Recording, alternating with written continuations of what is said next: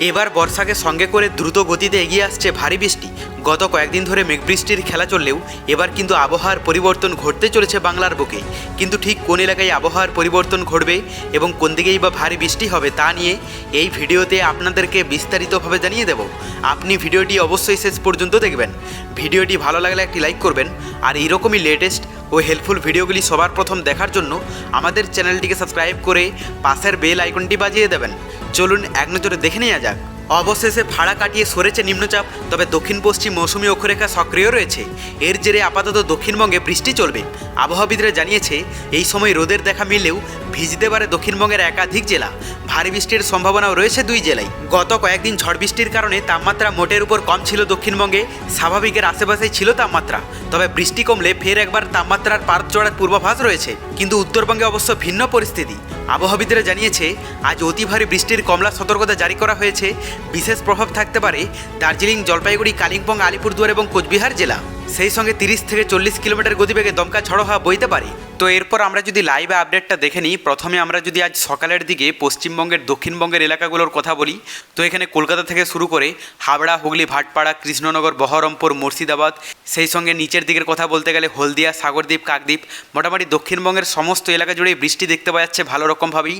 সকালের দিকটাতে সবথেকে বেশি ইফেক্ট থাকবে, মানে ভারী বৃষ্টির সম্ভাবনা রয়েছে বাঁকুড়া, দুর্গাপুর, আসানসোল, খড়গপুর, এই সমস্ত কয়েকটি এলাকায়। বাদবাকি এলাকাগুলোতেও মোটামুটি হালকা থেকে মাঝারি মানের বৃষ্টি হবে। আর এদিকে সমুদ্র উপকূলবর্তী এলাকাগুলোতেও ভালো ইফেক্ট পড়তে দেখতে পাওয়া যাচ্ছে। উত্তরবঙ্গের যদি আবহাওয়াটা দেখা যায়, তো এখানে দার্জিলিং, কালিম্পং, কার্সিয়ংয়ে হালকা ইফেক্ট থাকলেও জলপাইগুড়ি, আলিপুরদুয়ার এবং কোচবিহারে হালকা থেকে মাঝারি মানের বৃষ্টি হবে। এখানেও সেরকমভাবে পরিষ্কার আবহাওয়া দেখতে পাওয়া যাচ্ছে না সকালের দিকটাতে। আর বাংলাদেশের কথায় আমরা যদি চলে আসি, তো এখানে সমুদ্র উপকূলবর্তী এলাকাগুলোতে ভালো ইফেক্ট পড়তে দেখতে পাওয়া যাচ্ছে।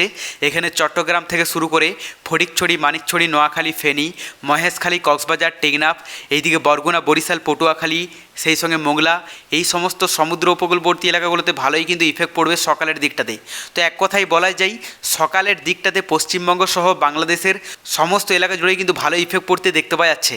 সেই রকমভাবে কোথাও পরিষ্কার আবহাওয়া থাকবে না। বাংলাদেশের শুধুমাত্র এখানে গাইবান্ধার কাছাকাছি এলাকাগুলোতে পরিমাণে কম ইফেক্ট থাকবে। বাদবাকি সমস্ত এলাকা জুড়েই কিন্তু বৃষ্টি দেখতে পাওয়া যাচ্ছে ভালো রকমভাবেই। এরপর আমরা দুপুরের দিকে যদি আবহাওয়াটা দেখে নিই, তো দুপুরের দিকের মধ্যেও কোনো রকম চেঞ্জেস দেখতে পাওয়া যাচ্ছে না। সকালের মতোই কিন্তু একই থাকবে। এখানে দক্ষিণবঙ্গের কথা বলতে গেলে সমস্ত এলাকা জুড়েই কিন্তু বৃষ্টি হবে, যদিও হালকা থেকে মাঝারি বৃষ্টি হবে বেশিরভাগ এলাকা জুড়ে। তবে ভারী বৃষ্টির সম্ভাবনা রয়েছে বাঁকুড়া, সোনামুখী, বিষ্ণুপুর, আসানসোল, পুরুলিয়া, এই কয়েকটি এলাকায়। বাদবাকি এলাকাগুলোতে হালকা থেকে মাঝারি মানের কিন্তু বৃষ্টি দেখতে পাওয়া যাচ্ছে। আর উত্তরবঙ্গের কথা বলতে গেলে সমস্ত এলাকা জুড়েই বৃষ্টি হবে, তবে পরিমাণে অনেকটাই কম ইফেক্ট থাকবে জলপাইগুড়ির কাছাকাছি এলাকাগুলোতে। বাদবাকি বাংলাদেশের কথায় আমরা যদি চলে আসি, তো এখানে সমুদ্র উপকূলবর্তী এলাকা এবং ভিতরের এলাকার মধ্যে কোথাও কিন্তু পরিষ্কার আবহাওয়া দেখতে পাওয়া যাচ্ছে না। মানে সকাল থেকে শুরু করে দুপুর বিকেলের দিকে কোনো রকম চেঞ্জেসই নেই। যে সমস্ত এলাকাগুলোতে বৃষ্টি হবে না সেগুলোতে পরিষ্কার আবহাওয়া সেই রকমভাবে থাকবে না, তবে মেঘলা থেকে মেঘাচ্ছন্ন আবহাওয়া কিন্তু থাকবে। তবে আজকের আবহাওয়াটা দেখে যা মনে হচ্ছে তাতে বর্ষা পুরোদমেই কিন্তু খেল দেখাতে শুরু করবে সকাল থেকে শুরু করে দুপুর বিকেল পর্যন্ত। রাতের দিকটাতে কিছুটা পরিমাণ কম থাকলেও মোটামুটি বেশিরভাগ এলাকা জুড়ে কিন্তু রাতের দিকেও বৃষ্টি হবে। এখনও পর্যন্ত নিম্নচাপের কিন্তু প্রভাব দেখতে পাওয়া যাচ্ছে দক্ষিণবঙ্গে।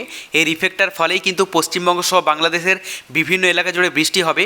বঙ্গোপসাগরের আপডেটটা আমরা যদি দেখে নিই, তো এখানে দুর্যোগপূর্ণ আবহাওয়া তো রয়েছে, তবে নতুন কোনো সিস্টেম দেখতে পাওয়া যাচ্ছে না। পরবর্তীতে নতুন কোনো সিস্টেমের আভাস পেলে অবশ্যই আপনাদেরকে লাইভে জানিয়ে দেবো। এরপর আমরা তাপমাত্রাটা দেখে নেব যে আজ বৃষ্টির ফলে তাপমাত্রায় কতটা কি চেঞ্জেস লক্ষ্য করা যেতে পারে। প্রথমে আমরা যদি আজ দুপুরের দিকে দক্ষিণবঙ্গের তাপমাত্রাটা দেখে নিই, তো এখানে কলকাতা এবং দক্ষিণবঙ্গের বেশিরভাগ এলাকার তাপমাত্রা থাকতে পারে 29 ডিগ্রির মধ্যে। পাশাপাশি উত্তরবঙ্গের যদি তাপমাত্রাটা দেখা যায়, তো এখানে দার্জিলিং, কালিম্পং, কার্সিয়ংয়ে 24 থেকে 25 ডিগ্রি থাকবে। আর এদিকে জলপাইগুড়ি, আলিপুরদুয়ার, কোচবিহারের তাপমাত্রা থাকতে পারে 30 থেকে 31, 32 ডিগ্রি সেলসিয়াস। পাশাপাশি বাংলাদেশের কথায় আমরা যদি চলে আসি, তো এখানে সমুদ্র উপকূলবর্তী এলাকা এবং ভিতরের এলাকার মধ্যে বেশিরভাগ এলাকার তাপমাত্রা থাকতে পারে 27, 28 ডিগ্রি থেকে শুরু করে 29, 30 ডিগ্রি পর্যন্ত। তবে এক্ষেত্রে রংপুরে একটু বেশি থাকবে 32 ডিগ্রি সেলসিয়াস। এরপর আমরা রাতের দিকে তাপমাত্রাটাও দেখে নেব। তো দক্ষিণবঙ্গের কথা বলতে গেলে কলকাতা এবং দক্ষিণবঙ্গের বেশিরভাগ এলাকার তাপমাত্রা থাকতে পারে 26 থেকে 27 ডিগ্রির মধ্যে। পাশাপাশি উত্তরবঙ্গের যদি তাপমাত্রাটা দেখা যায়, তো এখানে দার্জিলিং, কালিম্পং, কার্সিয়ংয়ে 20 থেকে 22 ডিগ্রি দেখতে পাওয়া যাচ্ছে।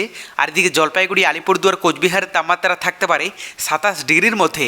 বাংলাদেশের কথা বলতে গেলে সমুদ্র উপকূলবর্তী এলাকা এবং ভিতরের এলাকার মধ্যে বেশিরভাগ এলাকার তাপমাত্রা তাপমাত্রা থাকতে পারে 26 ডিগ্রি থেকে শুরু করে 27 ডিগ্রি পর্যন্ত। তবে পরবর্তীতে বঙ্গোপসাগরে নতুন কোনো দুর্যোগের আভাস পেলে অবশ্যই আপনাদেরকে লাইভে জানিয়ে দেবো। তার জন্য চ্যানেলটিকে সাবস্ক্রাইব করে রাখতে ভুলবেন না।